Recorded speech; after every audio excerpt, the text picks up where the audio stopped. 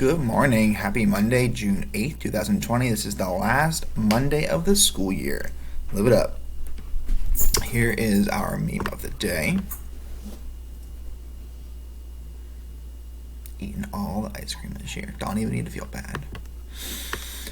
Alright, quick reminder. You are supposed to watch or read the daily message, complete all of your assignments, turn in your assignments, and also make sure you're checking in with me twice a week. New week, so fresh start. Please check in with me once on Monday, Tuesday, or Wednesday, and then I'll mark you present for all 3 days. Or check in with me once on Thursday and Friday, and I'll mark you present for both of those days, especially if you're in 7-1. Alright, today we're starting lesson 13.2.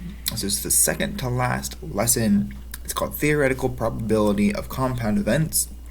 The objective is to find the probability of compound events.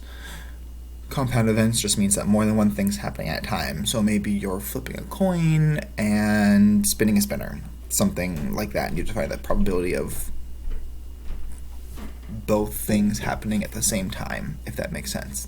It's really easy to do. If you can find the probability of simple events, it's just one simple process to find compound events.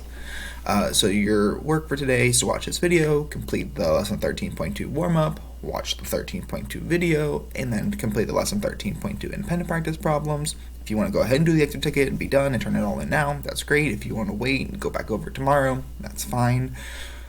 I'll be online today from 9 to 11 and 1 to 2, but I will not be online tomorrow. So if you have questions about this, try to ask them today.